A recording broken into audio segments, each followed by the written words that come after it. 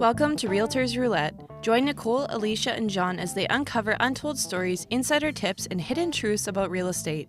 Get ready to enjoy this episode coming to you from the beautiful Qu'Appelle Valley in Saskatchewan. Today we're here with Alicia, John, and Nicole of Authentic Realty, and we're here to talk to you guys today about the truth of cash flow with rentals. Good morning, everybody. Morning. A lot of people listen to podcasts or watch social media and they're talking about the methods of getting rich quick with investment properties. And sometimes it can be a little bit misleading if you don't look at the numbers very closely.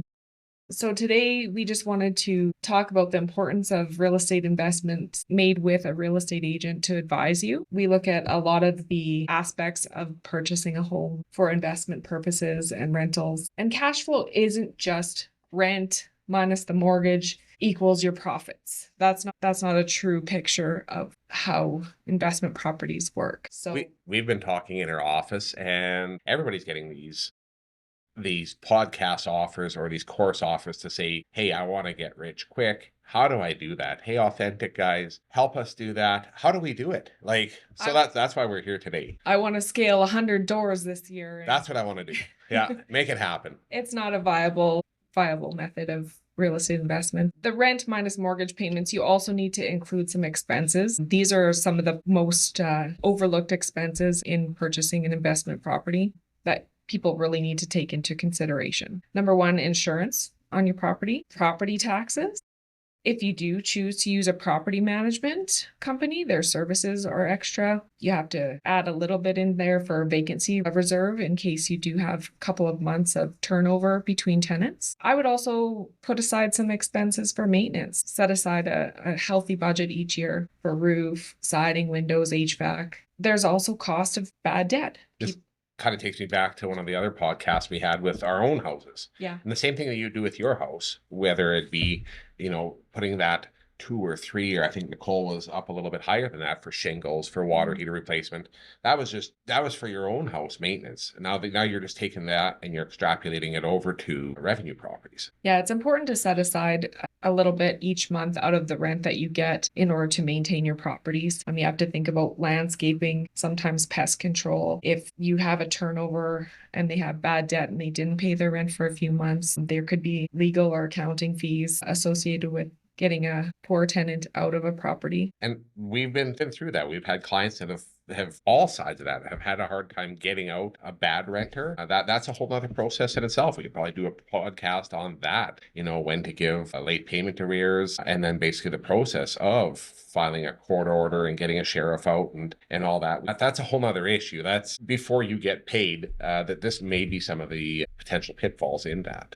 So when you're calculating a cash flow, what a real estate agent can help you with is these often overlooked expenses that you need to calculate in there to get a proper comprehensive picture of what your cash flow might look like. Nicole, have you ever heard of the BRRRR method that's common in today's podcasts? Yeah, it's been going around lots. So it's the buy, rehab, rent, refinance, and repeat. So yeah, I don't know if it quite works like that, but It's a scalable method, but a lot of people think that they're going to all of a sudden invest in 100 doors this year by doing this BRRRR method. That Scott McGillivray gives courses on it, and there's other investment courses that you can see that people are registering for. And basically the buy, rehab, refinance, rent, and repeat method, it can work, but it's not exactly snap your fingers and it works. Well, and I've had several rental properties, and yeah, you're basically, a lot of them,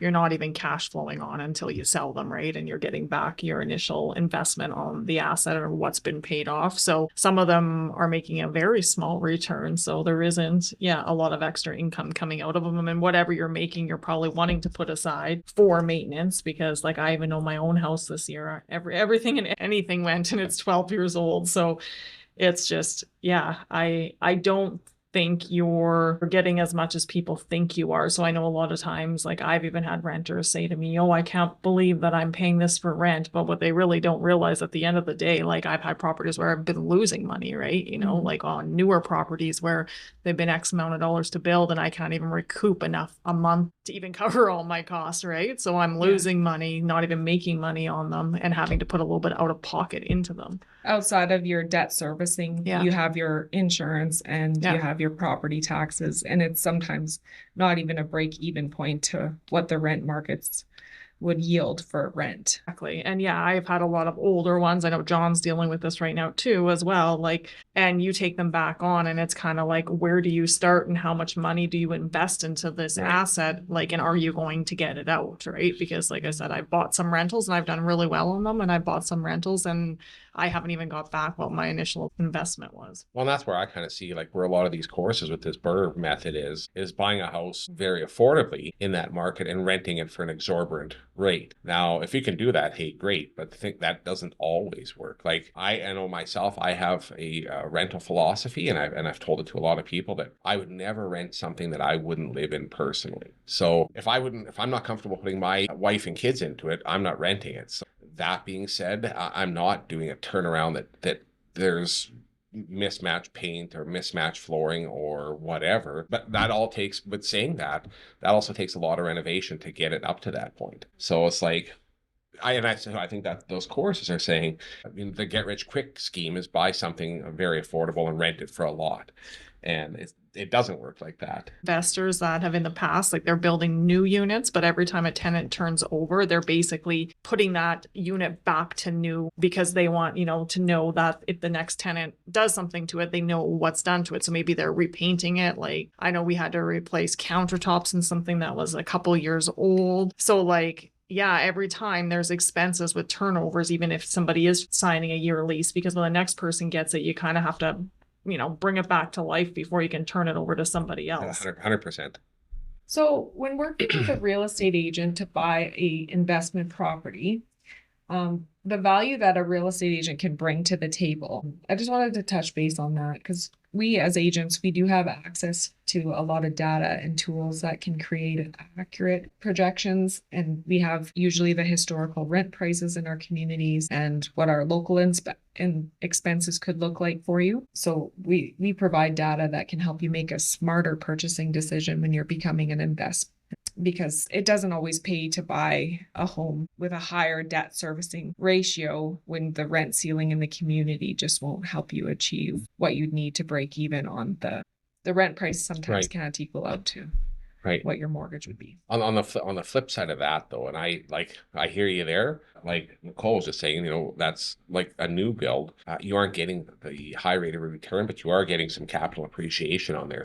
As markets flow forward, and everybody's watching real estate, they're going to get, that 2% or that 3%. So if you are buying a $200,000 or $300,000 revenue property, you're naturally, whether you rent it or you don't rent it, you're going to get on a $300,000 door, you're going to get that $9,000 a year of capital appreciation if you were going to go sell it. So like that, there is something that you can factor into, but you have to tolerate in your comfort level of financing. So you might not be seeing that large dollar figure at the year end, but at the day's end, when you do to liquidate that property, you're going to see some gains in it. Should you do all the things we said, maintain it. So you're looking at the long-term considerations for portfolio growth for investors, essentially bank on some appreciation of their asset while it's paying down the mortgage. Correct. Yeah. And I think you have to be in it for at least 5 years. I think every rental property I've had a longer than that, but that's like kind of the minimum. Like if you think you're going to buy it for a year and then sell it the year later and make, chances are that's probably not going to happen, right? Like 100%. you got to build some five years. I would say 5 years would be a min. I don't know. A real estate investment isn't a liquid investment. So if you don't have the tolerance to hang on to it for a 5-year plan, then maybe it's not the investment vehicle for you. And staying ahead of market changes and property values is essential. So working with a real estate agent, I think, would be key to help you stay ahead of the curve and, keep up with the market trends. investment success stories. Does anybody have anything that they could draw from personal experience that they would wish to share about their investment success stories? Well, I kind of said that, and that's just my philosophy on rentals. Yeah. It's like whatever you buy, whether it be $100,000 unit or a $300,000 unit, maintenance is the key. And I think that, there's a flip side of that story, and you hear people calling other people slumlords. Oh, that guy's a slumlord. Well, it's, I guess, what do you want to be viewed as in the market? Do you want to be viewed as a slumlord that makes amazing returns on investment? Or do you want to be known as a quality landlord that offers affordable, nice housing? I can agree with John. Like I've tried with all of my rentals to keep them up. Like John said, like if I wouldn't live in them, I wouldn't rent them out to somebody else, right? Yeah. Just because you want to make it comfortable for people and attractive for people, and you want people to like feel like it's their home as well, right? Right. So I think when we're having clients, we're more than happy to sit down with you and draw out, what that's going to look like. No issues whatsoever. And also what, like Alicia said, with local market rents, we were just talking about appreciation in rents just before the podcast started. Absolutely. Like, give us a call. We have no problem sitting down with you and getting that. And sometimes too, like I know I've owned one property in the past, and it was a house, but I had, a suite upstairs and a suite downstairs. I've actually had that a couple times now.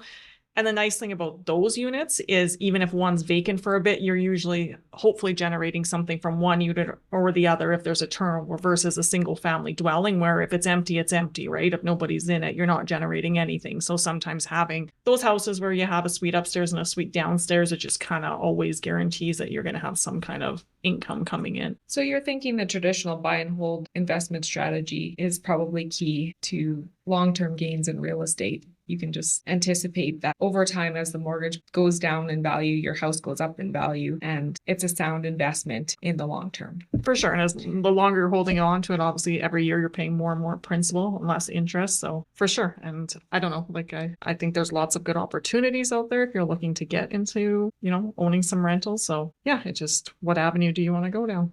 Awesome. Well, we encourage you guys to reach out to us. We'd be happy to sit down and discuss your investment portfolio and talk about real estate. Thanks, everybody. Hope you have a good day. Guys, have a great day.